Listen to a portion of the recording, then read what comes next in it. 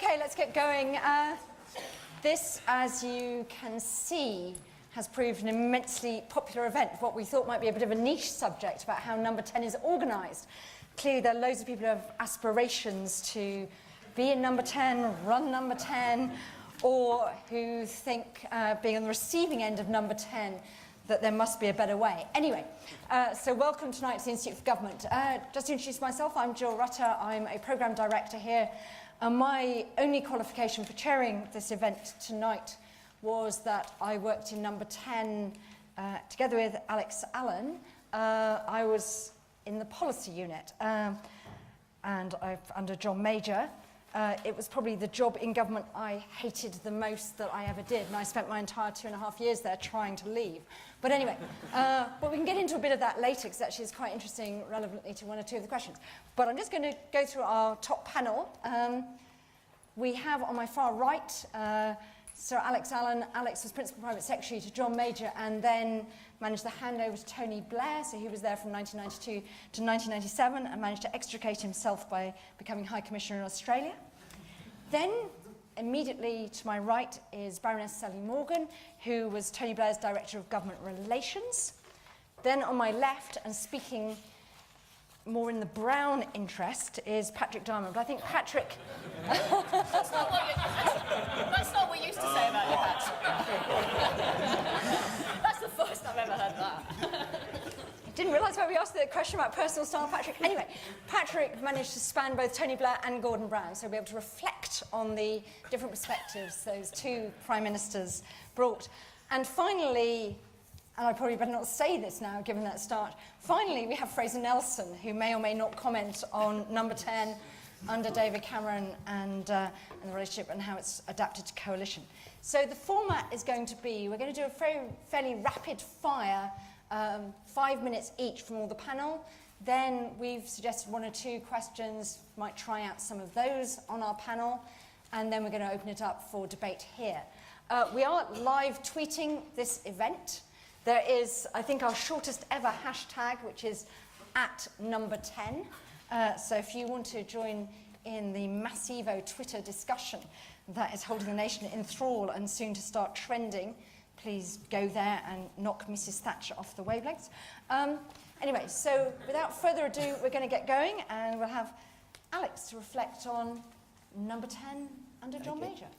Well, I mean, in some ways, one of the things I want to do is just actually start with Mrs. Thatcher, because one of the things when I look back at the size of Number 10 over the era was that, I mean, this is the figures quoted in sort of Hansard for the size of the Prime Minister's office. Under Mrs. Thatcher, it was about 66 for most of her premiership. John Major, it rose to about 90 to 100. Under Tony Blair, it more than doubled, got up to a peak of something like 225 and settled back to about 200 now. And I mean, one of the questions is about how effectively the Prime Minister is able to run the government. And I mean, I think one of the things you'd have to say from all the material in the newspapers today is that nobody seems to question Mrs. Thatcher's ability to run the government effectively, even though she had only a third of the number of staff that Tony Blair did. I mean, I don't think there's a model that fits all the Prime Ministers. I agree with Patrick that the political personality of the Prime Minister has a big impact on the way Number 10 is organised and structured. And the political circumstances of the government play quite a big part too. I was in Number 10, and as Jill said, in the transition between John Major and Tony Blair in 1997, and people used to say to me, you know, didn't the change in personality of the Prime Minister make it all feel incredibly different? And my reply was always, well, actually, the biggest change was not in the personality of the Prime Minister, but in the fact that John Major had no parliamentary majority and spent a lot of his time having to struggle to get stuff through Parliament. Tony Blair had an absolutely massive parliamentary majority and didn't really have to worry about that. And that actually was one of the biggest changes I felt. And of course, more recently, and Fraser will no doubt be more talking about this, the existence of a coalition government has clearly had a big impact on the way business is conducted. I mean, one of the things I think is that Number 10 shouldn't try and do too much itself. I mean, one of the things is that the border between Number 10 and the Cabinet Office is pretty permeable. I know the doctrine is that the Cabinet Office is there to support the whole of the Cabinet, and the Prime Minister's Office just supports the Prime Minister. But having worked in both Number 10 and the Cabinet Office, it certainly feels to me that there's very often the Cabinet Office is much more of an extension of the Prime Minister's Office. And so, I mean, I think there are things, for example, something like dispute resolution. It's quite reasonable for Number 10 to look to the Cabinet Office to support it in that, rather than trying to do everything itself. And it's quite arbitrary often whether particular units are set up in the Cabinet Office or Number 10. On the issue of special advisors and civil servants, I don't think too much should be placed on the on how many civil servants, how many special advisors you have in Number 10. As Jill knows very well, when I was in Number 10, the policy unit was made up of a mixture of civil servants and special advisors, headed by a special advisor, Sarah Hogg, and carrying out essentially similar roles. And I mean, I know Jill has some things she'll want to say about that herself, how it felt from the inside. But from the outside, it felt that it worked pretty well. Of course, within Number 10, you do need some specifically political staff who are handling relations with the party. But of course, for the people who you want as policy advisors, and probably communications people too, you really want the best people, almost regardless of whether they are special advisors or civil servants. I mean, but what's really important is that you get the good communication across all the different units and that they work closely together. And of course, as the size increases, that does get harder. I mean, one of the key qualities, I think, that people in Number 10 need, whether they're civil servants or special advisors, is to do the intelligence gathering for the Prime Minister, to be able to advise him on what's going on in departments, on what plans are being hatched in departments. And that requires quite a diplomatic skills. The people who are doing that have to be both respected, they have to be felt to know the Prime Minister's mind, and they have to be trusted by the departments, both by the ministers and by the officials. And I mean, that takes me back to the issue of size. The number of individuals who can have regular access to the Prime Minister is inevitably limited. And the bigger of the number of people there are in Number 10, the greater the danger that people will purport to speak, represent the Prime Minister's views, when in fact the Prime Minister thinks something completely different. I mean, I like Sally's metaphor of the or image of the washing line narrative developed by, she says, the Prime Minister and his or her closest advisors. But it does worry me slightly that you can hang too much on what is essentially sort of indirect communication. And my final point is just actually something that Phil Bassett just mentioned to me as we were outside, that one of the things you should never ignore is the geography of Number 10. I mean, the fact that the Prime Minister's office is crammed into a rather decrepit building with absolutely not fit for purpose for a modern Prime Minister's office, although a lovely place, and we all, everybody who's worked in it adores it. It certainly has an impact on how things are organised. Okay, Alex, Sally, your perspective. I mean, I think what I'd say first is that, in a sense, you can't separate the structure. The structure is not a sort of, it doesn't work in a vacuum, and the structure works if the Prime Minister works, in a sense. You've got to develop a structure that supports the Prime Minister, but a structure can't work in a vacuum. A structure can help the Prime Minister deliver what he or she is trying to do, but in the end, it does come back from the leadership style and the direction of the person at the top, and that is absolutely paramount. And any notion that somehow what's wrong with any particular bit of government is that the structure's wrong, I think is a nonsense. It's always, in the end, comes from what's the political mission of the government. I think I thought one of the things that worked effectively, I mean, I take Alex's point about the fact that Number 10 became larger. I mean, I think partly that's kind of inevitable because of change in communication, and I think a fair amount of that was communication stuff, and that will remain, I think. I slightly different from what Alex said, in a sense, and I think the 8 years I did there, we had very strong working relationships between the kind of broadly political staff, be that political office, which is attached to the party, or special advisors, and with the civil service. But we did also, I think, have pretty clearly defined roles, and I think those kind of complementary roles are important. I think things go wrong both at the centre and in departments if people aren't clear that the roles of special advisors and senior civil servants are complementary, and working well together, the government flourishes. And I think back, if I think back to very specific periods I was involved, for example, the development of the ID cards was a particular sort of nightmare, I remember, which in the end never happened, of course. But I worked very closely with Jeremy Hayward. I see Chris Wilmot sitting there. I think he was receiving calls, no doubt. But Jeremy was clear that Jeremy was phoning principal private secretaries. I was clear that I was talking to cabinet ministers, and we were coming back together. We knew what our job was, and we had our respective roles, and the whole worked well as a result of that. I think it wouldn't have worked as well if, in a sense, we'd got that muddled up. And I do think there's a very specific role for senior members of a policy unit to be able to talk to cabinet and other ministers, which I think is more difficult for policy civil servants to do across the piece. Although when I was there, certainly the policy unit was a mixture of special advisors and civil servants. They worked extremely well together.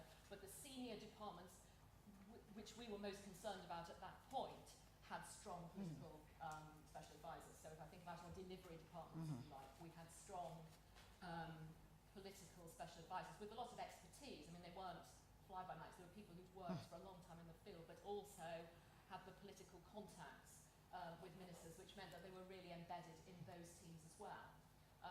And I think in many ways the thing works best when you have special advisors and civil servants who are sufficiently strong in number 10 that they can move and be accepted fairly effortlessly into the senior team in the department and move between.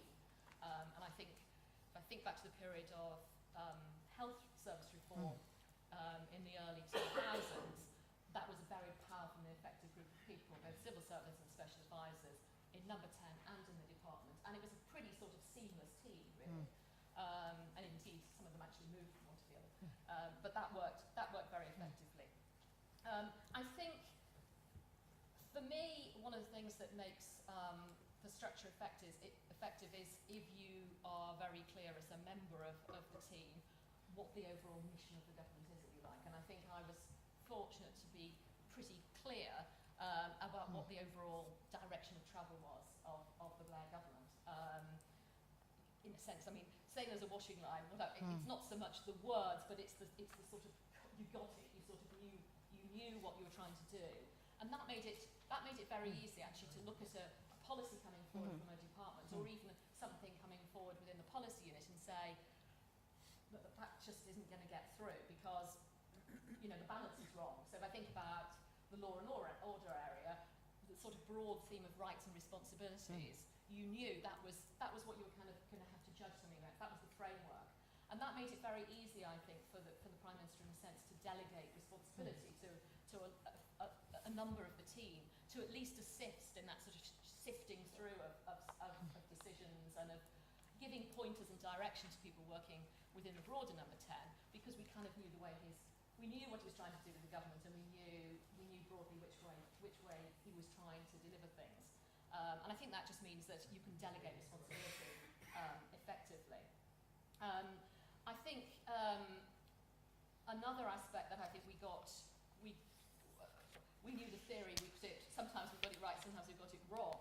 The theory certainly was about making sure that you used his time effectively. And I think that's both publicly and privately. So in a sense, if you're trying to explain to the country in particular that your obsession is trying to improve the health service and then all your time is spent abroad, that's a problem. And certainly in my latter days in number 10, I used to chair the Britain Diary meetings, and one of our big battles was sort of our desire to take his passport away from him, really, because we knew what we wanted. We knew what we said we were focusing on. We knew what we wanted to focus on, but actually that meant pretty serious time, both publicly and privately, to doing that work.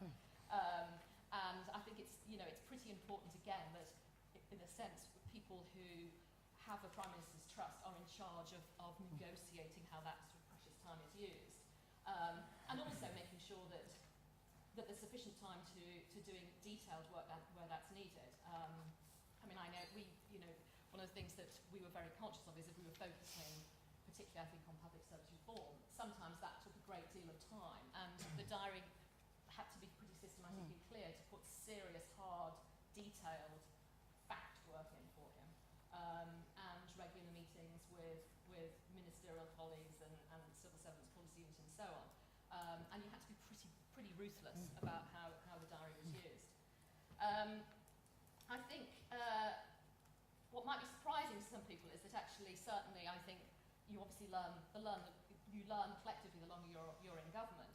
But actually, regardless of what's said about the sort of sofa government and all the rest of it in the Blair years, in fact, he ran it in a pretty clear way. So the senior team at number 10, both political and civil servants, we received a note from him on a Sunday that was going through what he was concerned about, what he wanted focused on that week, what his big bugbears were, and actually, and we took, he took a Monday morning meeting, and you felt very much on the case on that, and kind of were expected to report by the end of the week, and that will surprise some people that there was that kind of level of sort of organised rigour about it, perhaps, and sometimes that was quite detailed. I mean, I actually found one of the notes the other day that was focusing on school. It must be a schools bill, I think that ghastly 2004 period, I think, and it was very, it was a big message, and this is what I want. But it was also, I want to know how many. Have we definitely got enough good head teachers out in support of us? Where's the PLP? It was pretty, it was pretty detailed, nitty-gritty stuff that he wanted feedback on, and we got that. There was that level of detail all the time. And the final thing I want to say, really, at this point is, I think fundamentally the other thing that this is absolutely crucial from my experience, which at times was pretty tough and pretty tense, was that trust and getting on together across particularly the senior team, was absolutely crucial. And the senior civil servants I worked with and the special advisors I worked with, I considered very much, they were my friends then and they're my friends now, really. And I think we absolutely saw ourselves as solidly backing each other up. And I think without that, the pressure of government in the centre would be pretty intolerable. So I think, that's really important. I think that actually, in the end, you like and trust each other.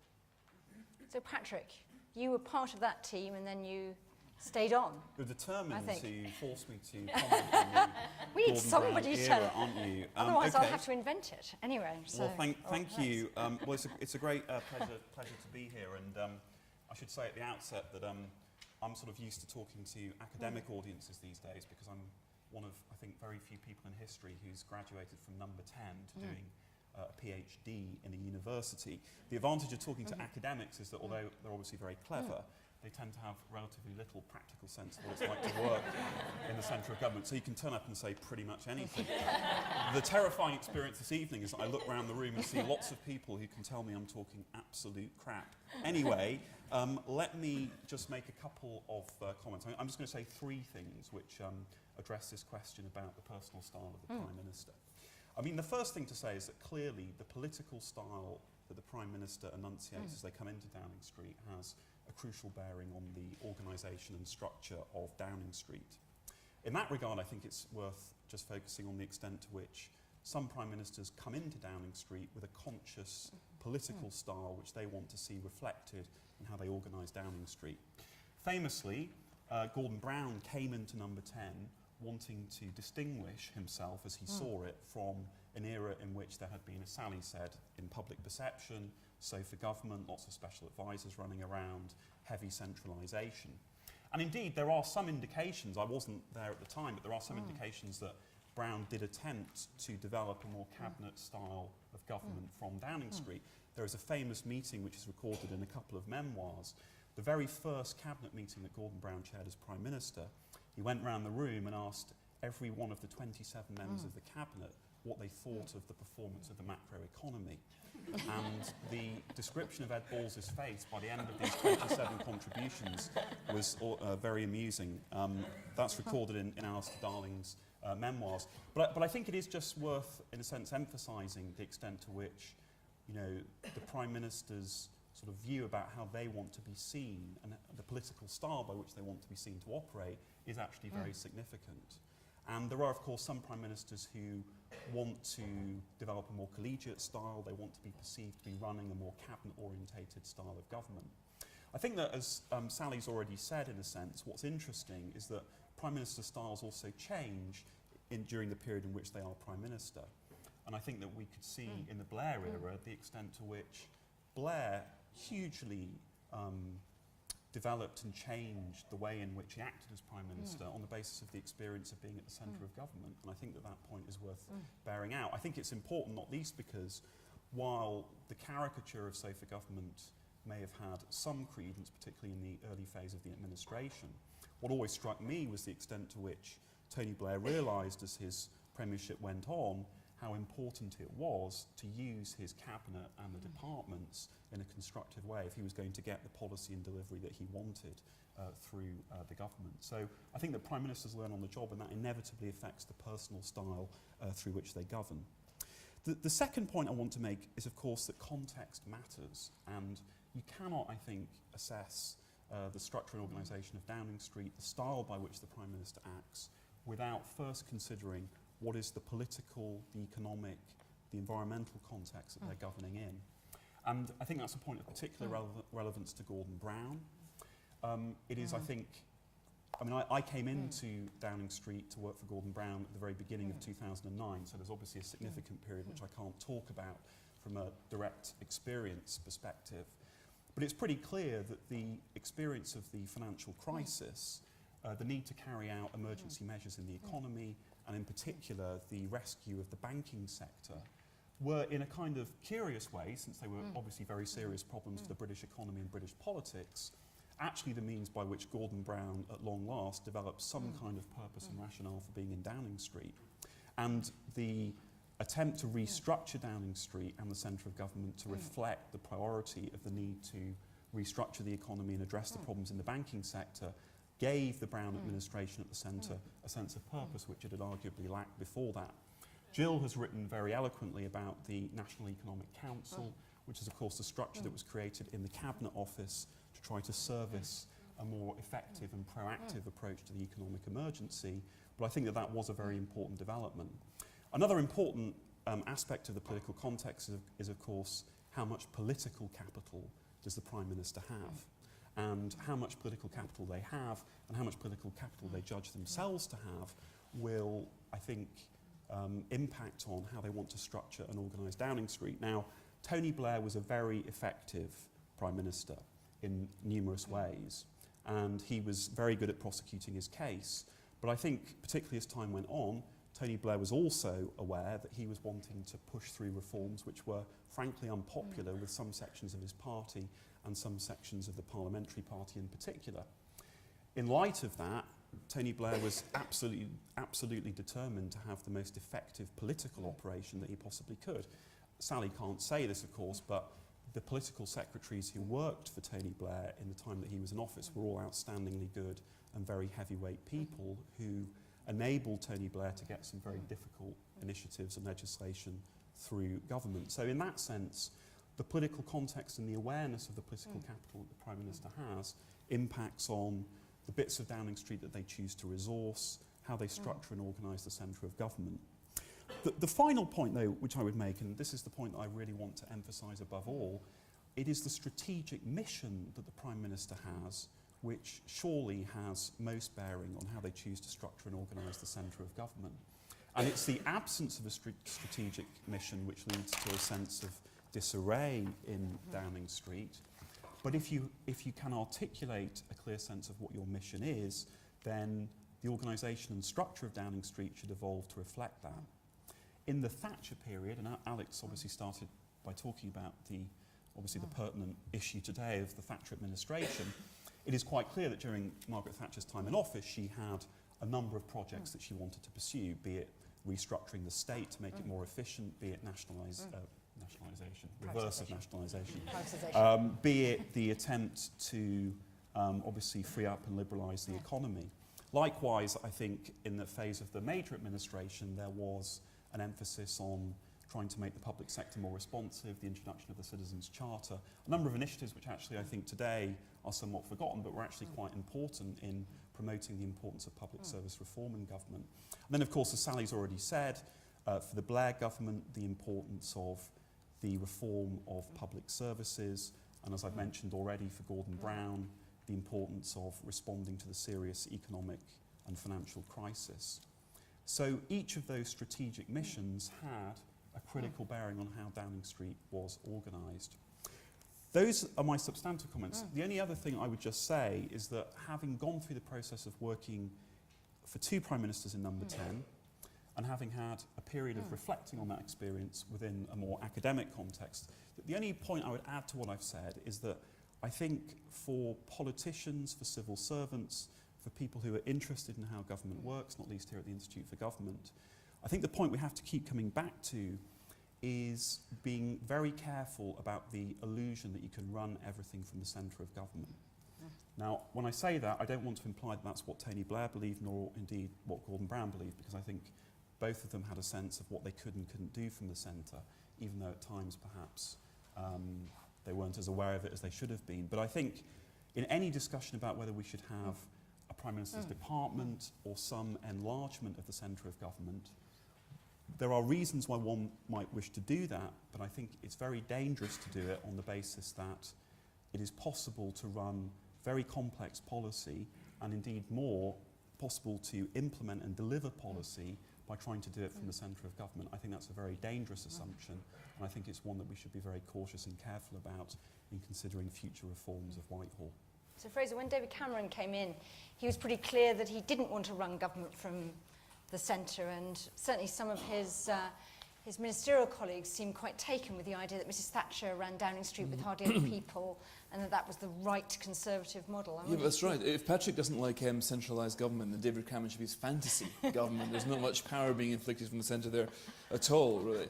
But they actually started with, as you say, with the Thatcher dream, and Oliver Letwin would in opposition saying, look guys, look at this wicked Blair with all of his spads and all of his people and all of his vain apparatus.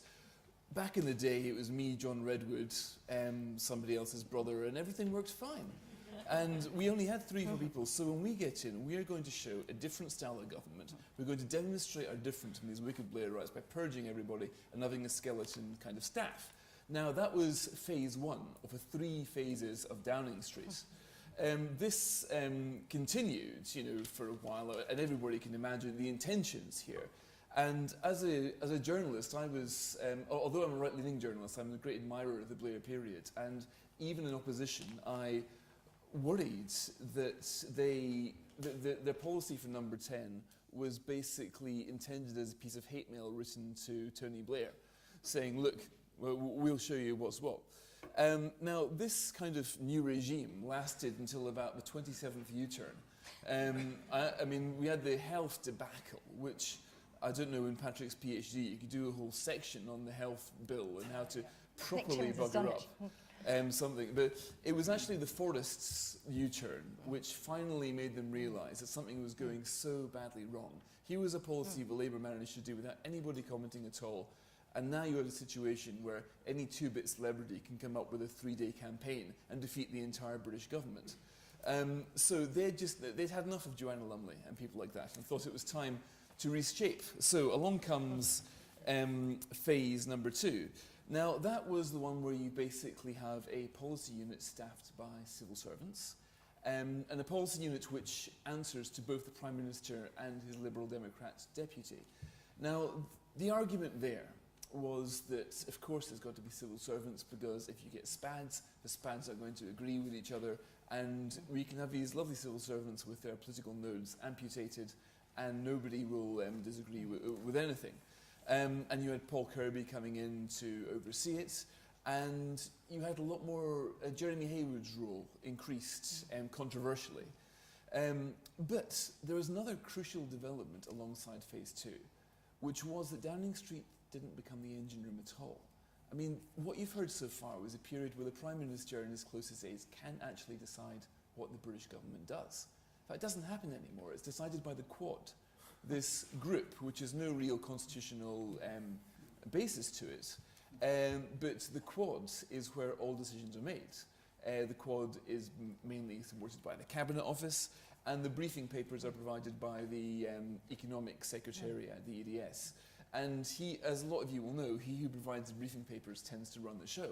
So, in a way, it doesn't really matter what David Cameron might think. What matters is what comes out of the Quad. So you've got this strange, without any precedent, this device which was at the heart of British government.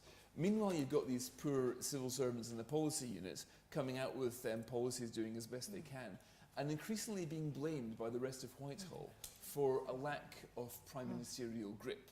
I've heard cabinet members say, look at these schemes the policy unit gives me are just the same old nonsense that was rehashed from the Labour to years. They've got nothing to do, so they come out now. And at the time, somebody, I can't say who, did go up to the Prime Minister and say to him, look, this really isn't working. It's not the fault of the people in the policy unit. They're very good people. They just need direction, and there isn't any. We're all dependent on the latest insanity to come out of the Quad, which depends on whatever the exigencies of the time might be. And he replied, well, look, I don't want to be bothered by the inner workings of the machine. That's not my job. Somebody else can fix it. Now, that's his approach, which is, I suspect, why we're in the problems that we are today. Now, maybe he's changed his approach, I don't know, because we're now at the end of phase 2 and at the beginning of phase 3. We've seen the departure of Paul Kirby, we've seen another set of number 10 departures recently, and then we're going back to the Blair model now, where we're going to have a political policy unit and something approaching what Cameron would, until recently, disdain as the Napoleonic command and control Blair model. The problem is, even if this works, and I actually suspect it probably would do, because in my years as a journalist, the Blair model of number 10 worked better than anybody, but if it does, the problem is it's too late. We've passed the policy phase of this government now. We're now into thinking about elections. You've now got a policy unit that will report straight to the Prime Minister. Cameron eventually clocked that Clegg had got his own policy unit and was doing it anyway, so he may as well dispense with the pretense. But it is a bit too late, I think, unfortunately. There is lots of discussion amongst those who work at the high level of governments about what has gone wrong. And it is very easy to blame people. It's very easy to blame spin doctors. It's very easy to say that, well, where's the altar candle figure?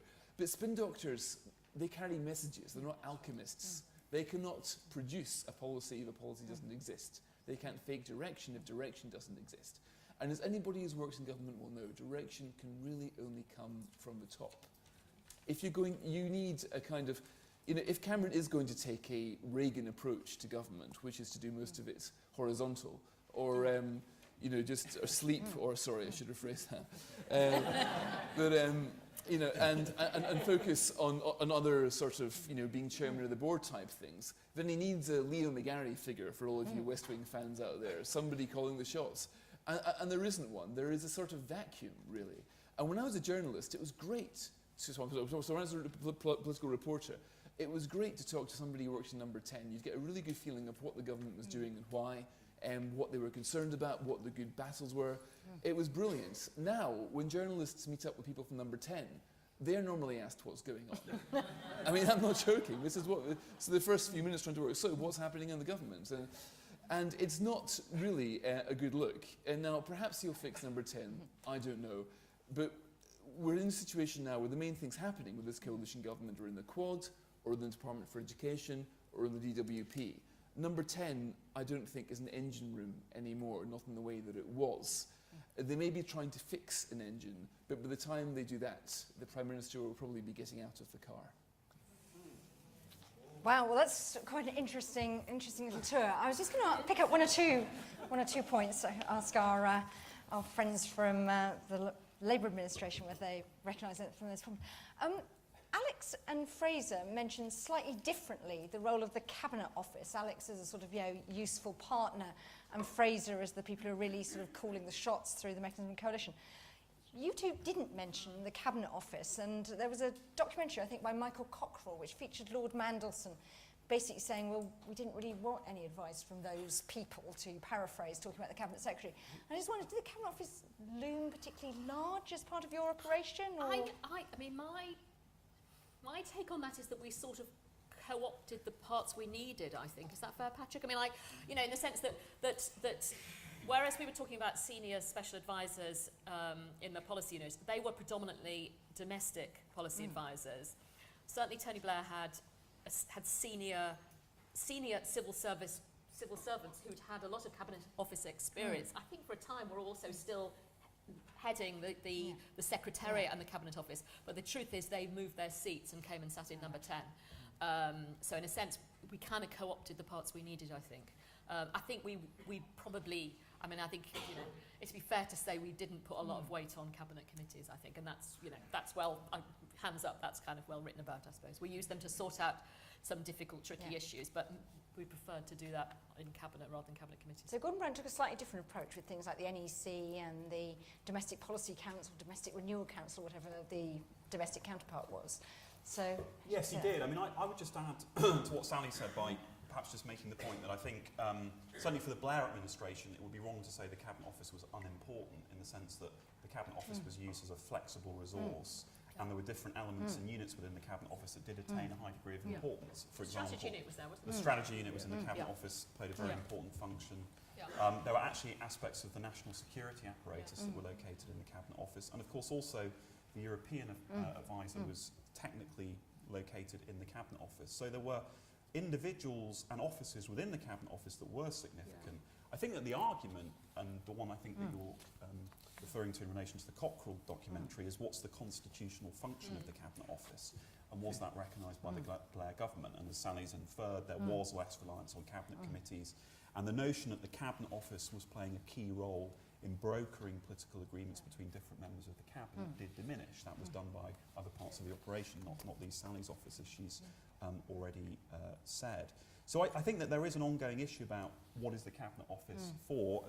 As Fraser's inferred, obviously this plays a very different function in a coalition government, because you have a very different sort of ecology to the government and to negotiating between different departmental heads. But I would say finally that I think that the experiment with the National Economic Council was quite important under Gordon Brown, in looking at ways in which the Cabinet Office can institutionally coordinate different policies across government. And I think what was interesting about the NEC was that even in a context where you had a serious financial crisis and there was enormous pressure on departments to get their act together and get action moving in the system, it was incredibly difficult to coordinate that out of the centre of government. And I think that the issues of departmentalism, lack of joining up, which of course are much debated and discussed, I mean, those issues have not gone away, and I don't think that either the Blair administration or the Brown administration ever found a completely satisfactory answer to how to address it.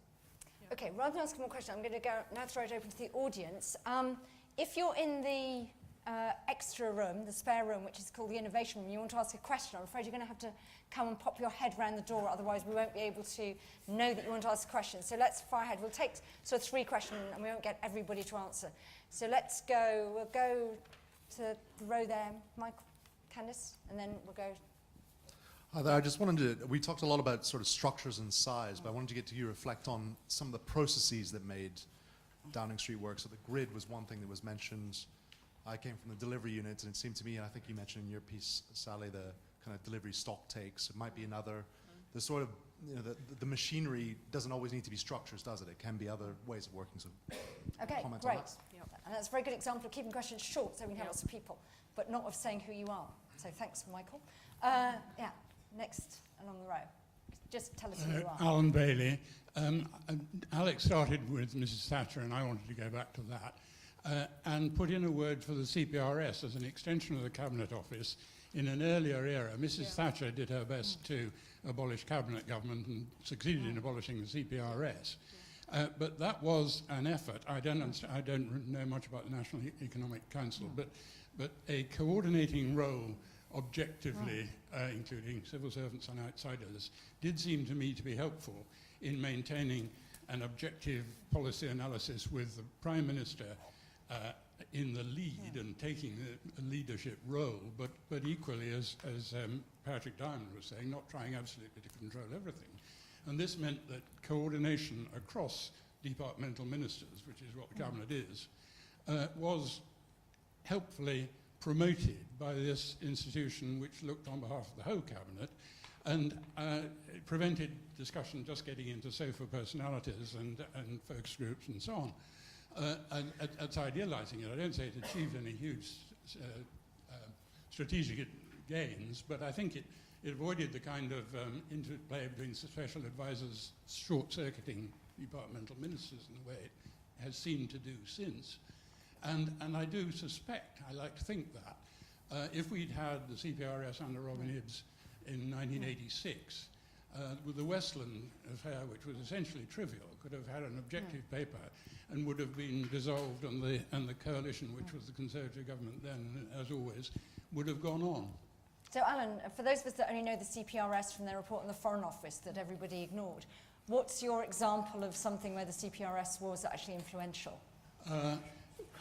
The Nationalised Industry report in my time, I think Robin Hibbs did pretty well, and some industrial studies he did before, motor industry and so on. And I think those piecemeal things were a lot better than the high and wide strategy papers that he had envisaged to begin with. But it was that kind of catalyst role that I think worked. Okay, well, let's take those two very quickly. We've got two things. One a bit about some of the processes, and also, I think, some of the institutional capacity, the CPRS, which then Prime Minister's Forward Strategy Unit, Skies Unit, merging into Performance and Innovation Unit, then PMSU.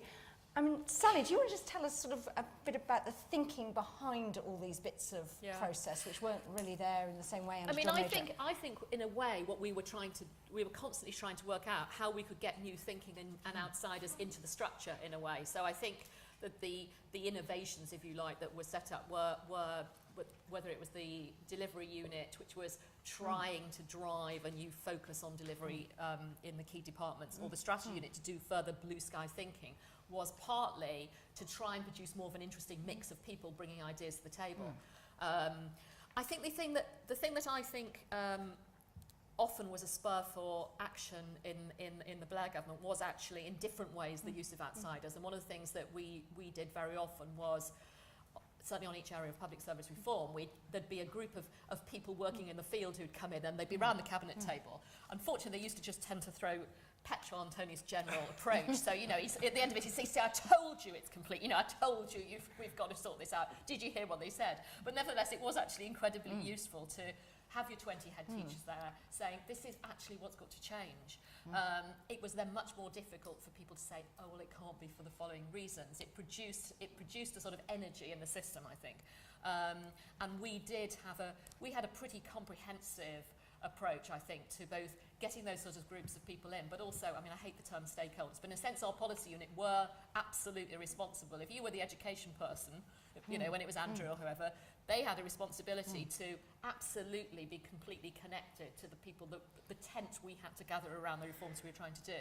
And if things were getting jumpy, then they would demand a spot in the diary because those people had to be brought in. And so in a sense, you had a constant attempt to try and connect with the key people outside as well as inside, I think. So it was a mixture of structure, but in the end, people and personalities, I think, came down to it, were very strong. So Fraser, I think Damien McBride notably criticised Cameron for not having a grid, and he also decided to abolish the Prime Minister's Strategy Unit. The Strategy Unit is one of his early things. Though when I wrote a blog on that, Andrew Adonis, it's the only blog I've ever written that Andrew Adonis objected to, and he came and said, what did they ever do? Anyway, so it wasn't totally all sweetness and light in the Blair unit, but I just wondered if you thought Number 10 were now sort of thinking maybe they'd gone too far in losing some of those control mechanisms. Oh, certainly. This is what Phase 3 is all about. And in a way, David Cameron's gone through about 30 years of Number 10 history in the space of 3 years, really. He's started trying to replicate Thatcher, now he's trying to replicate Blair. But it's difficult. I mean, I'd be amazed if there wasn't a grid somewhere. I mean, the guy's got to have a diary. It's just a question of who controls it. But there is also another question about to what extent the Prime Minister actually wants to be involved in the disputes that Sally's talking about. If there are lots of jumpy teachers, does he actually want to call them in and calm them down? Now, I think that he would say that he believes in cabinet government, he trusts his education secretary to do that, and doesn't feel the need to shadow his team. And I can see a virtue in that.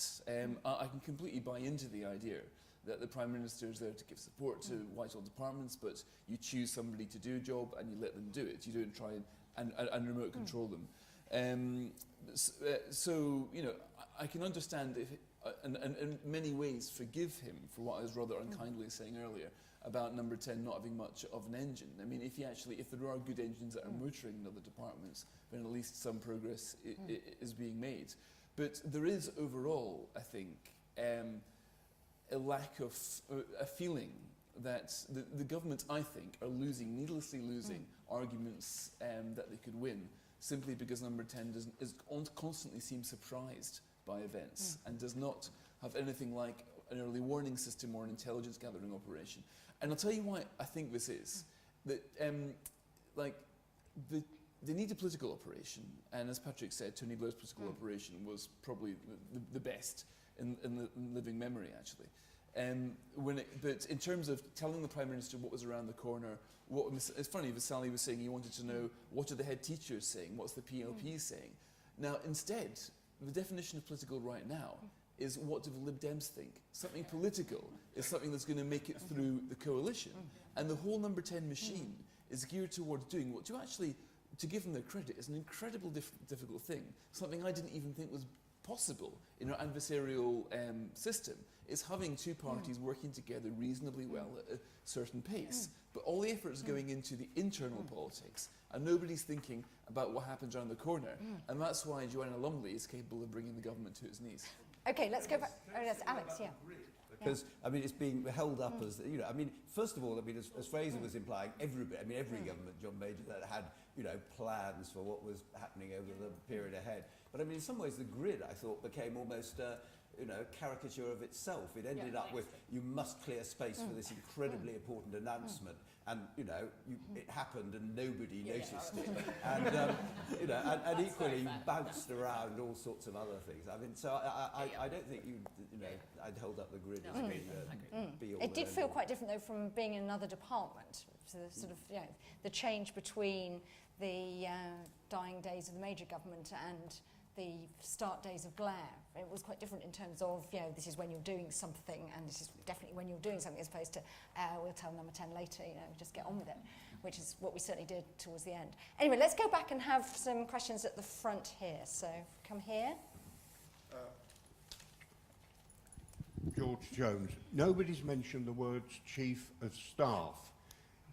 Here you've got a very fragmented structure, number 10. All these different bits and pieces. Too much for the Prime Minister to handle.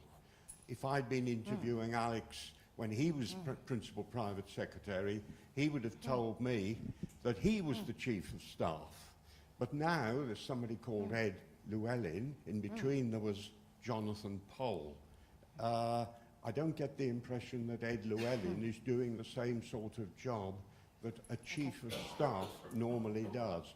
Isn't the vacuum at number 10 the lack of a Chief of Staff? Okay, well, let's have that. Yes, immediately behind. I'm sorry, but my job is usually to throw a little bit of grit into the discussion. What was unreal about it is that somebody from Mars would get the impression that government was all about meeting head teachers or worrying what nurses would think. In fact, most of the Prime Ministers represented here were preoccupied with foreign affairs, and many of them were most remembered, for good or ill, for their foreign affairs initiative. Now, you might say that you're Home Civil servants, but that's not quite how the public sees it. And to think of Tony Blair without the Iraq War or his more popular earlier intervention in fallen Yugoslavia is absurd. Now, Gordon Brown was probably the least interested in international politics, although he was interested in international economics. And the Prime Ministers become more and more what they would call international, and less interested in domestic nitty-gritty. And to cordon off a discussion purely on domestic nitty-gritty seems to be quite wrong. Okay, that's a good challenge. And let's just go along here. Go. Phil, wait for the microphone. No, you need to, because otherwise the world won't I hear did you 7 later. years at number 10, and I just point out there's a difference between how number 10 is organised and how it works. There's a perfectly good organogram, mainly because Jeremy wanted one. But actually, the way number 10 works, you'd never know this in the kind of books about the Labour government who are all full of, I hate her, she hated me, all that kind of rubbish. But actually, the way number 10 works is as an arrowhead. And everybody who's ever worked there in any government, I suspect, feels that it's their contribution to get their person to do as much for them as possible. And the building just feels like that all the time at its best.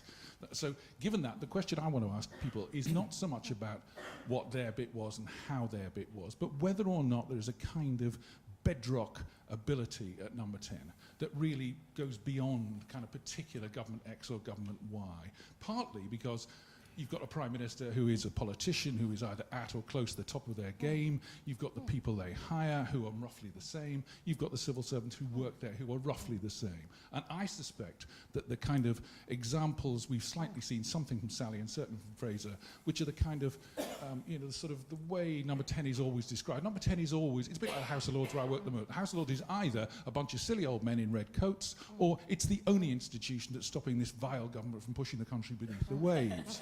Number 10 is always seen as either this mad, overweening, pushing, taking everything, centralist, powerful organisation, or it's completely useless and never does anything. Fraser's given us a very good and deeply loyal account of the second form. Alistair's period at number 10 is always seen as the first form. I suspect that neither of those things is true, and I suspect that at any one time, number 10 does a good operation and always probably has and always probably will. Okay, I think that's very interesting there. So, Alex, what difference does, you were there for the transition from Principal Private Secretary to Chief of Staff, and maybe you'd also like to pick up, or others, the temporary job that was created as permanent secretary at number 10 that seemed to be necessary and now doesn't seem to be necessary anymore, which could just be a way of giving Jeremy a permanent secretary job, or could be a sort of important constitutional innovation that we've lost the plot on. And also, if you could pick up this point as well, as well as sort of Phil's about sort of what's the sort of base stuff that needs to be done, but the point that Samuel Britton made about actually how foreign affairs are done differently in number 10. Yeah.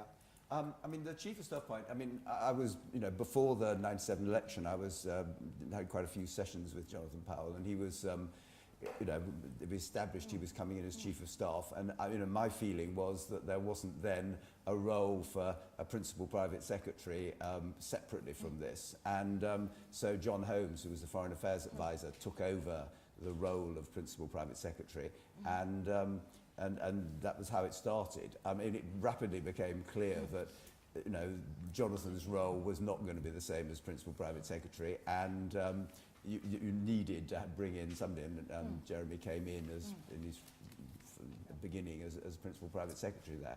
And I think that, since then we learned that, and of course now the structure is having both the Chief of Staff and a Principal Private Secretary.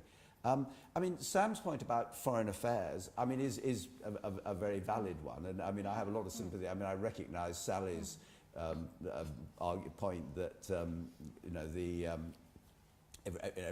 Prime Ministers get sucked into a huge amount of foreign affairs, at the expense of doing stuff on the domestic front, even though they themselves may find it sometimes a bit frustrating.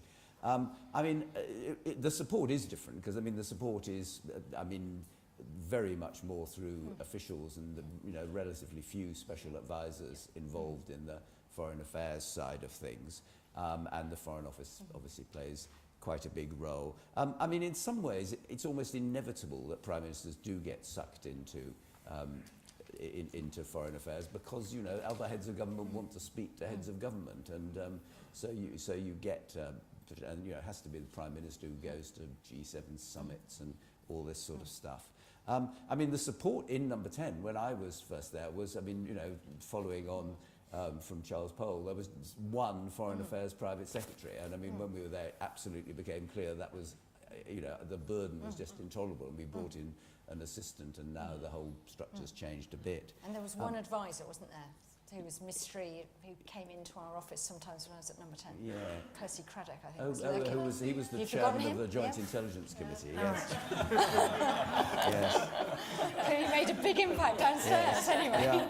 We thought he was picking the Prime Minister's picking Foreign up Affairs Phil's point, advisor. I mean, you Anyway. know, by and large, the machine, I mean, you know, there are huge numbers of things that trundle along, you know, in Number 10 that we haven't really been focusing on, that, you know, and Foreign Affairs is quite a good example, that basically the support the Prime Minister gets on Foreign Affairs, you know, operates pretty effectively and pretty efficiently. But I mean, you know, as Sally was saying, in some ways it's not part of the key domestic agenda at all. So what exactly, I'm going back to George's point, what's the job description of the Chief of Staff that's different from the job description of the Principal Private Secretary? I don't know, because you know, Sally may be able to Sally, help. what do you I think? mean, Jonathan's role was a sort of deputy Northern Ireland secretary for a lot of the time. He spent an inordinate amount of time on Northern Ireland because that was a big drive for us, and in a sense, he just became the person that, frankly, to a large extent, in Number 10, who was leading on that. I mean, I suppose the Chief of Staff, the Principal Private Secretary, is the leader of the civil service in Number 10, and Jeremy very clearly was that, as were people after him, and very much seen, I think, as the person who's then the link with senior civil servants in departments. I think the Chief of Staff was seen more as the leader of the broadly political team, SPADS or whatever, and something of a coordinator for the Prime Minister. But, you know, I think you can write these job descriptions. I mean, the truth is, I mean, where Phil, I think, is absolutely right, is that in the end it does all come through to one person. You can draw it and you can describe it in whatever ways you want. The reality is, it sort of comes from the top, and you if it works well, you know what is wanted and you know your place in delivering it. And in a way, it doesn't quite matter exactly where you're drawn on the organogram. You sort of it functions properly. It goes back to the geography point. I mean, one of the things Yeah, that matters hugely, you have to be in the right room, yes. Absolutely. So Patrick, Gordon Brown didn't have a Chief of Staff, He but he did? Well, he did. Jeremy Hayward technically served as Oh, right. Chief of I thought Staff. Jeremy was Permanent Secretary at Number 10. No, he was for a period Chief of Oh, Staff. right. Oh, right. Okay.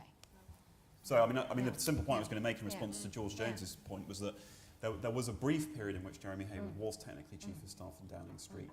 He did undoubtedly an extremely effective job, as you would expect, in bringing a sense of order and coordination to a Downing Street, which in that period was struggling to some extent to sort of maintain a sense of strategic focus.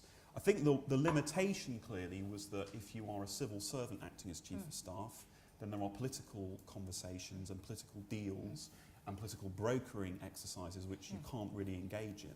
And so I think the argument for having a political Chief of Staff is a very strong one, even though it has led to, I think, some conflict in the civil service. And of course, immediately prior to 1997, the then Cabinet Secretary was extremely resistant to giving Jonathan Powell Chief of Staff status, and very resistant to giving him the special orders to be able to instruct civil servants, of course, as people here will know. So this has been quite a controversial issue, but I think unquestionably you've got to have a political Chief of Staff. Let me just reflect on a couple of other points very, very quickly. I thought Allan Bailey's point about the CPRS was very interesting.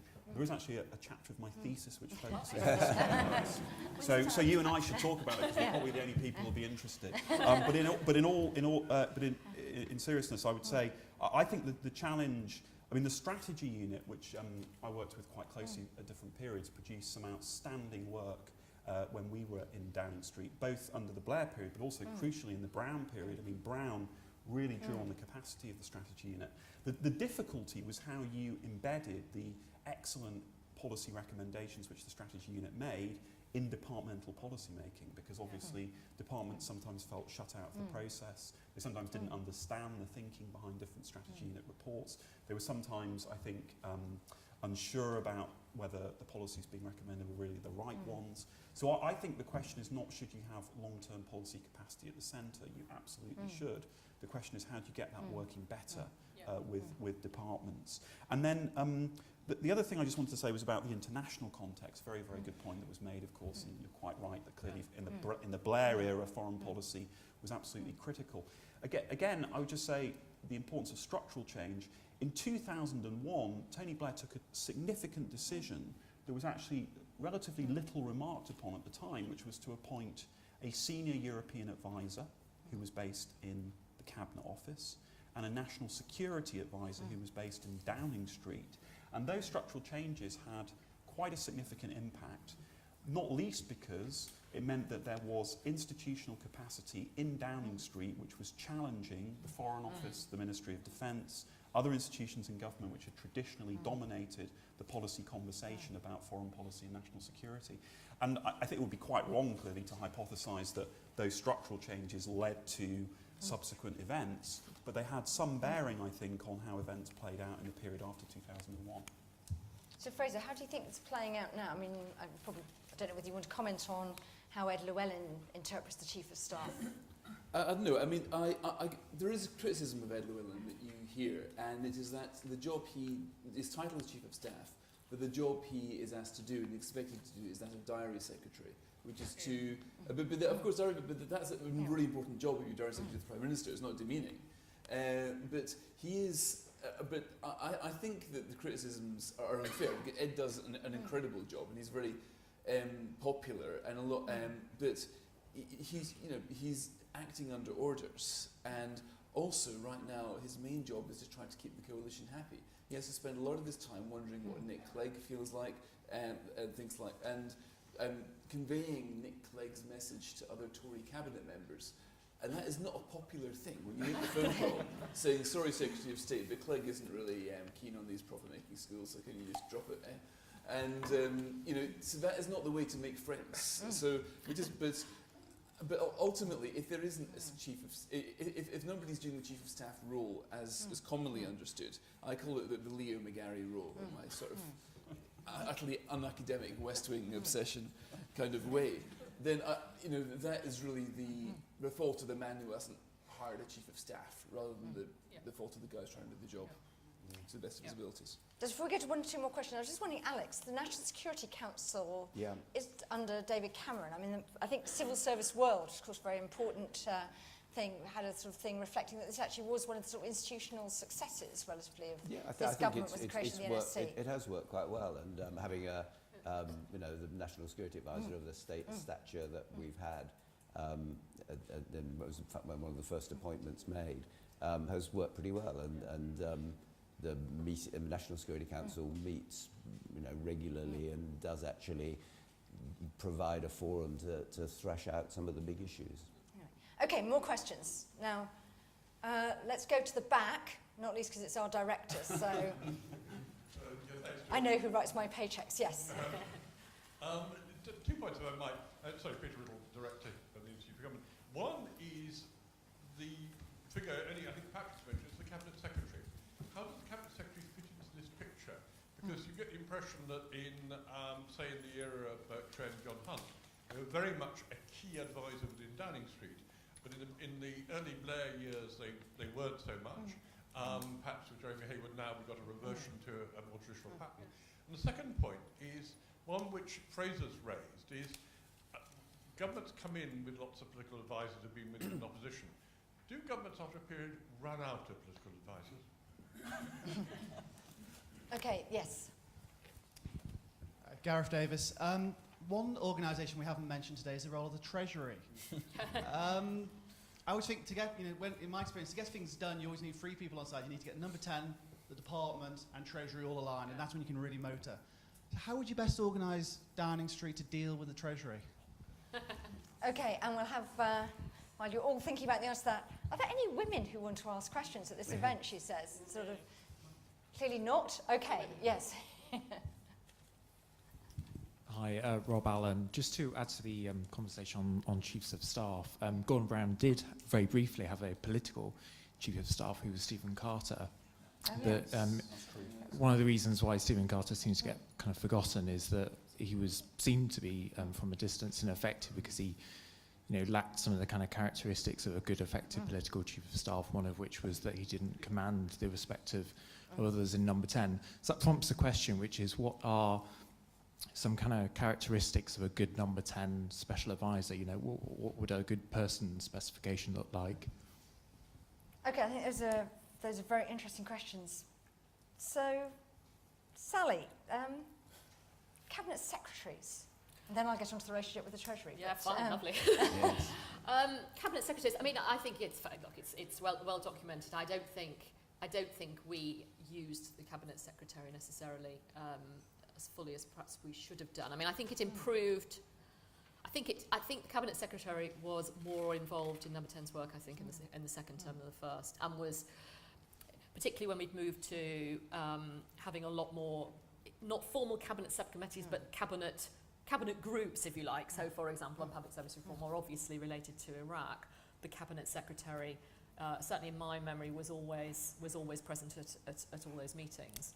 But I didn't feel, in truth, the cabinet secretary didn't feel at that stage part of driving the agenda forward particularly. He felt more somebody who was handling the civil service, but not sufficiently part of the central team, I think. So, Alex, how did you see it? Was Robin Butler? Well, Robin Butler was quite a significant advisor to John Major. And in some ways, one of the issues that he got sucked into being asked to do advice on things that really weren't appropriate, like the Al Fayed allegations against ministers, which was, I thought, in the event was inappropriate and didn't really work. And there's obviously dangers Jeremy Hayward getting sucked into some of that too. I mean, Gareth's point about the Treasury is, of course, critical, and there's such a long history that I'm not going to talk about Tony Blair and Gordon Brown, but having worked for Nigel Lawson in the Treasury when Margaret Thatcher was Prime Minister, that was one of the things there was, Nigel Lawson was absolutely determined to keep number 10 out of economic policy issues. To the extent that Nigel Lawson would have a pre-budget meeting with the Prime Minister, I can't remember, a couple of weeks before the budget, and where he'd take the Prime Minister through what he was planning. And I was absolutely forbidden to send any papers over to number 10. They were desperate to brief the Prime Minister, and I was, eventually I used to tip them off privately and say, for God's sake, don't let this be known, but tell them roughly what was there so they could brief the Prime Minister. But so that these sort of things have a long history. I mean, it's certainly the Treasury link.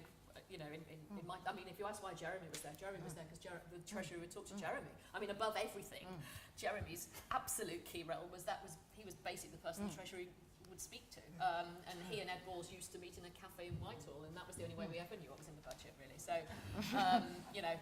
it's got a long history of difficult relations, but it was particularly difficult at times with us, that's for sure. Yeah. Somebody like Allan Walters fit in this intersection that was just discussed? Well, Nigel, as I think you know very well, Sam, Nigel Lawson was determined to keep Allan Walters as far away from any economic policy as he possibly could. In my time, the Treasury always took the view that number 10 shouldn't have any independent economic advice. Of course, that was Derek Scott. Totally. Yes. Of course, was not basically the Treasury wouldn't speak to. So, yeah. You were saying the geography, where did he sit in number 10? Dividing the Prime Minister from London assisting from America? I'm not sure. I imagine upstairs in the policy unit, I imagine. Yes, well, I'm quite aware of Alex's activities because I've just been reading Nigel Lawson's memoirs, and your steadfast defence of your boss against Downing Street's intrusion is very well documented in the book. I would just say, on the question of how does Downing Street relate to the Treasury, that's not quite how Gareth put it, but let me put it in more diplomatic terms. I think there are two issues. One is about the conduct of economic policy, and the other is about more general issues of domestic policy.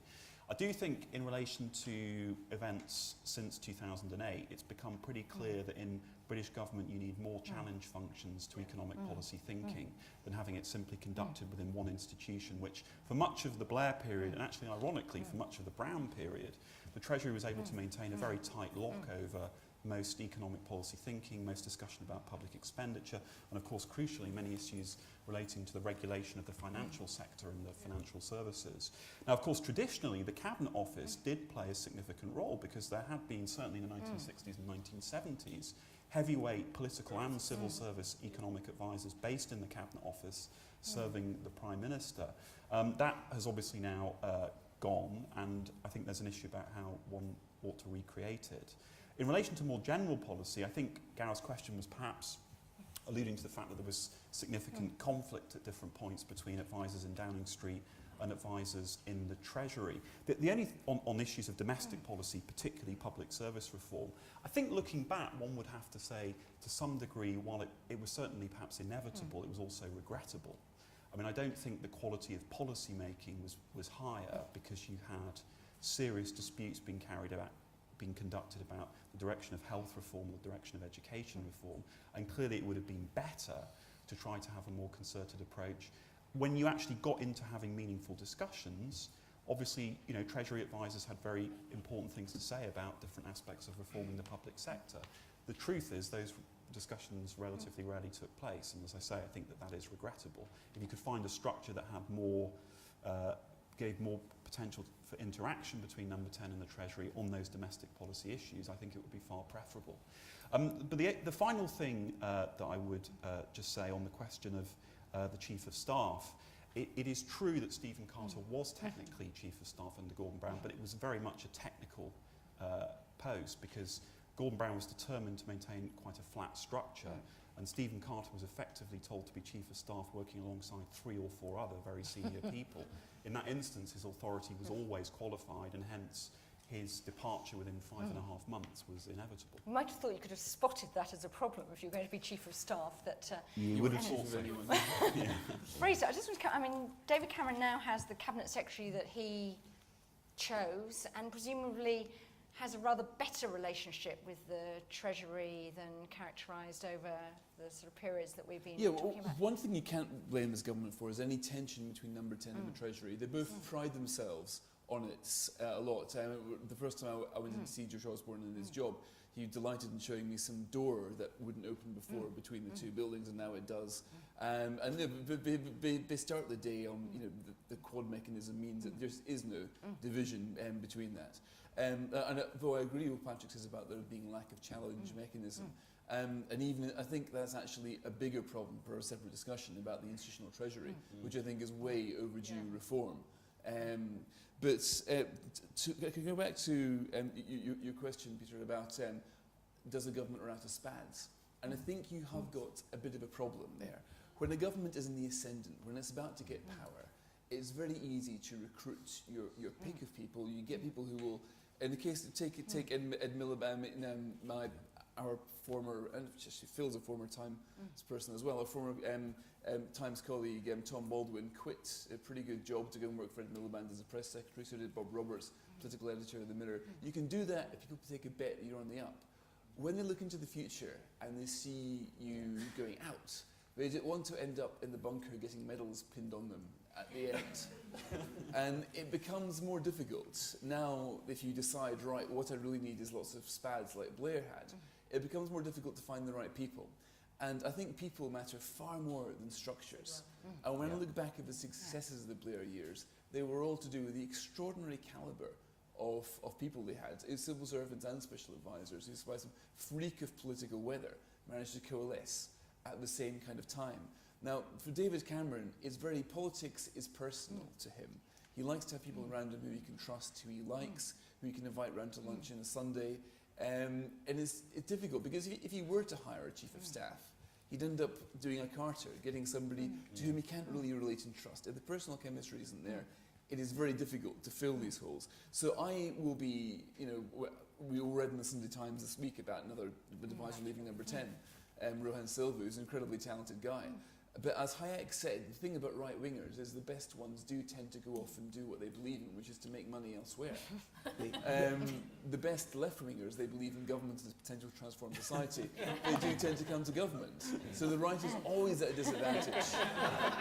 That's my argument anyway. Yeah. Could I just pick up the point? I mean, I recognise the bit, because I think undoubtedly towards the end of John Major's prime ministership, the quality of the policy unit definitely diminished after you'd gone, Chair, of course. Yeah. I mean, can I just say, I think one of the problems that David Cameron had, which I think was a genuine difficulty for him, is that I think a lot of people that he'd worked with closely in opposition didn't come into number 10 with him. It was mates came in, but not smart political people. So if you think about somebody like Nick Bowles, he became an MP at the general election. We had a series of very strong special advisors like David Miliband in the first term who came in. Some of them then became MPs after 4 years, but not that many. A fair number of people did at least 8 years, and we could recruit alongside. But we had very, very experienced people who had worked together in tough times in opposition, and therefore the transition to government was that much easier because they were also people who were able to say that's just not going to work and had sufficient. In a sense, if you've worked for somebody before they're Prime Minister, it's easy to say, for heaven's sake, that is just not going to work. It's always difficult to come in and in awe of somebody, I think, probably, and say, you can't say it in the same way. So I do think he's been at a real disadvantage, actually. So let's just go to this question, Rob's question, about what actually are you looking for when you're recruiting one of these sort of people to work in number 10, and what would you be looking for, Sally?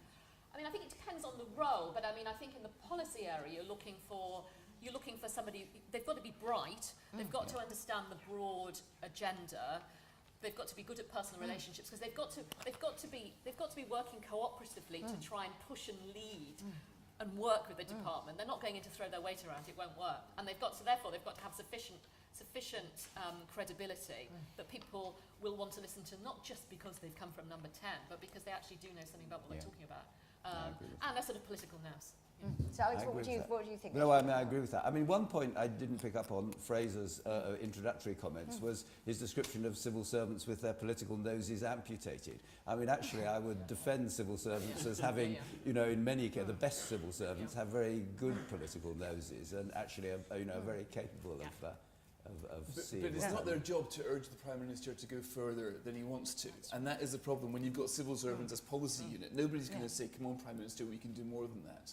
And I do agree with you that I mean, I'm not one of these people who thinks that civil servants are the problem or wicked and need to be replaced by law. That's a popular view right now. But anybody who's worked in government can tell you, I think as Sue Cameron put it in her columns recently, that will just is a demonstration of a minister who hasn't briefed his team properly. I'm just going to throw in my 2 pence here. Having been a civil servant in the policy unit, I found it, I was quite a political civil servant. I mean, I pride myself on being politically relatively nousy and spotting dud ideas when I saw them and being able to say, are you really sure you want to do this? Things like that. The bit that I found impossible and I didn't want to do as a civil servant at the policy unit was invent the next policy agenda. But, and that's one reason why I made it clear that I wanted out well before we got into the run-up to an election. Because actually, I like John Major personally. I'd worked as his private secretary. I would have been very happy to be in the private office at number 10. But as a civil servant, it wasn't for me to say this is actually what's going to capture, the 1997 general election for the Conservatives. Open brackets. Nothing is closed brackets, so why are we even thinking about it? But, I mean, that wasn't why I'd gone into government and stuff like that. And I just felt it was, and this is why I thought that it was a huge mistake to put civil servants in the policy unit, because you actually want people to be thinking about this is actually politically where we need to go as well as where we need to go in policy terms. And I just thought it was a completely wrong posting for a civil servant, she said. So that's my only intervention. So let's have some more questions from the floor, because there are lots of people. Let's go, yes, just along there. A very brief one. If the panel agree that there has to be a strong political chief of staff in number 10, and if it is controversial to have someone like Jonathan Powell as a special advisor with authority over civil servants, is the answer, well, I recall also, maybe Fraser will recall that I think there's a rant in Series 2 of The West Wing that Leo McGarry's not been elected by anyone. Is the answer actually to have a junior minister in number 10 doing that special chief of staff role? Okay, lots of wincing there from various people. Let's go here, and then we'll just go along this row, I think. Jeremy? Jeremy Mayhew. And actually, I want to pick up one of the points you've just made about not your role, but the role of a civil servant in the policy unit. I was a special advisor either side of the 92 elections in 2 departments. And I think that actually I had an extremely useful and open relationship with my 2 opposite numbers in the policy unit. And I was just trying to reflect what made that work. First of all, it was always clear that I had an opposite number. I mean, they covered more than the departments I was in. Both were political appointments.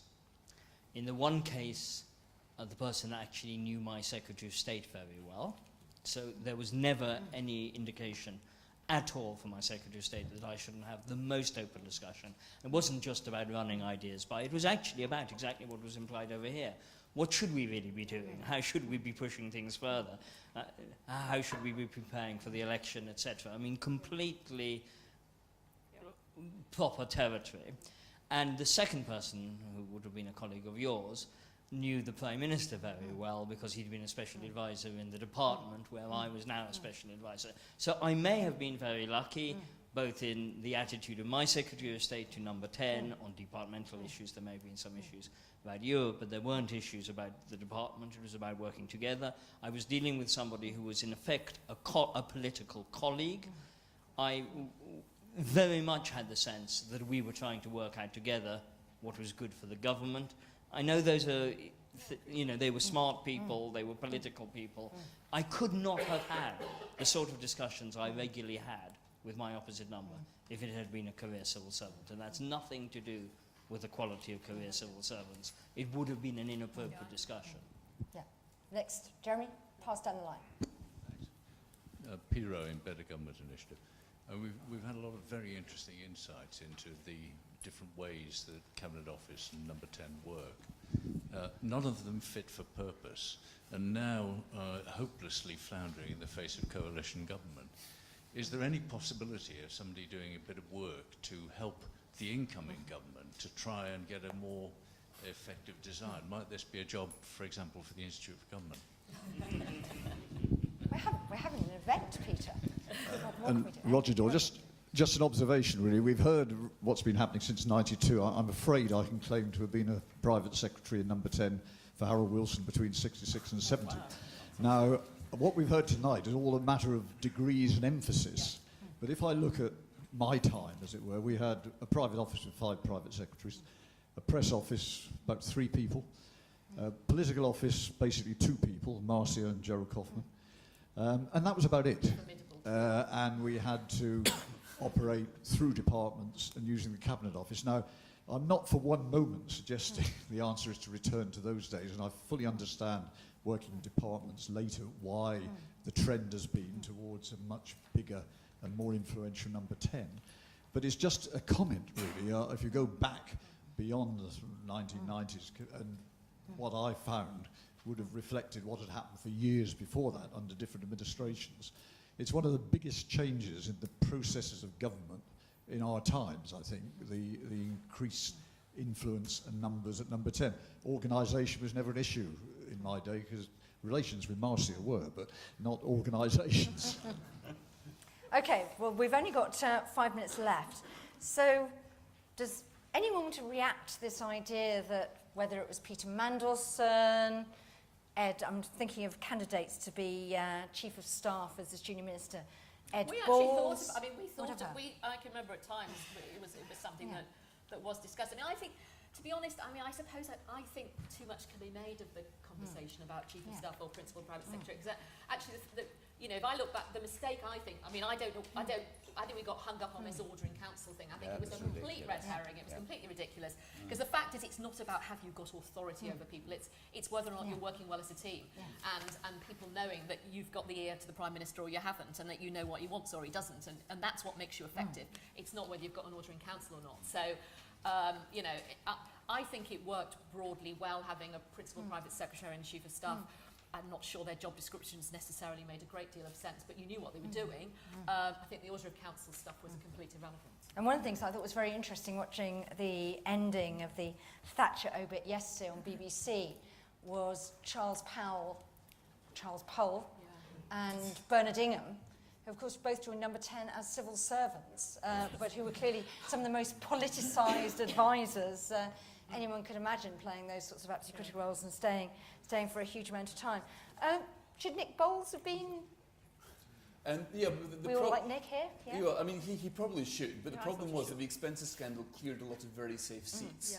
So a lot of Tories thought, well, if I ever want to stand for Parliament, something tells me 2015 is not going to be a very good option. And a lot of them jumped. So you have the odd situation where people like Matthew Hancock, for example, was an MP and yet still effectively behaving like a Treasury advisor. But it's one minister described Cameron's government to me as a chumocracy. That's the word that he used. Where the Prime Minister has got friends and the bloke who helped him organise the ball at Oxford gets to become chairman of the Conservative Party, etc.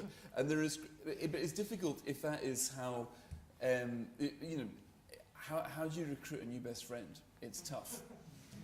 Okay, now, apart from that, I'm going to ask each of you, and this is to respond to Peter's point here, one piece of advice to an incoming Prime Minister on what they absolutely need to make sure they get right in the way they organise Number 10. Alex? Well, I think that the key thing is getting the right people. You know, I think making sure that you know, you get the best people is by far the most important thing. Sally? I think you need to know what you're trying to achieve as Prime Minister, actually. And I think if you're absolutely clear what it is you're trying to do and what the government is trying to deliver, you then build people around that. But without that, I think the people and the structures don't really matter. Patrick? I would just say one thing which I think goes back to several other points which have been made, which is that I think the danger here, and Fraser implied this in his opening remarks, is you should not over-politicise the question of how Number 10 is organised. What has been so dangerous, I think, and what has frankly diminished the Cameron government's performance has been a decision that they took in opposition to structure Downing Street in ways which they thought politically helped them to contrast them with the political excesses of the Blair era. Now, undoubtedly, things were got wrong in the Blair and Brown period, but to structure your government around a political concern to try to project a message that you're somehow going to be more ethical or less political, it is a disastrous basis on which to organise Downing Street. So I would say, do what you think is going to give you the means to fulfil your strategic objectives and your purpose as a government, and don't get sidetracked into these trivial debates based on caricatures, misinformation and lack of evidence, which will, as has happened I think in the Cameron period, only serve to diminish the capacity of Downing Street to deliver good government. So Fraser, presumably one reason why this becomes politicised is that ministers think that saying, I'm going to run a much less political operation, I'm going to trust civil servants, will actually play well in the press and then with the wider public. I mean, do you think there's now political space for a more sort of sensible debate about the sort of Downing Street we need? I don't think any sane voter could really give a hoot about how people want to organise, how many, what the span to civil servant ratio is going to be, my God. But, I mean, to answer your earlier question, what can they do to get it right? I would say get it right in opposition for a start, as the Blair did. And secondly, avoid coalitions, because once you get into a coalition, you do actually relinquish control over what you do. And you know, tonight we've been comparing a machine that Cameron does not control, the Conservatives do not control, over machines which his predecessors have done. So we should bear that in mind when we look at the frustrations which he's encountering now. Well, maybe in a brief period we'll be able to examine another coalition government. Or whatever. Anyway, it's 7:30. We said we'd be over by then. It's the Institute for Government, so there are the inevitable drinks and canapes outside. If you can stay with us and network a bit, we'd be delighted to do that. But before you do that, can I just ask you to thank our panel?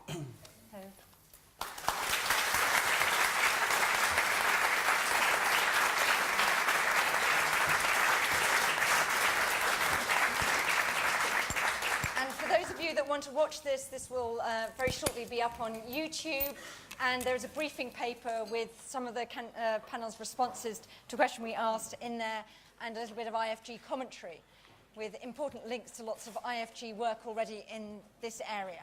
Anyway, thank you very much.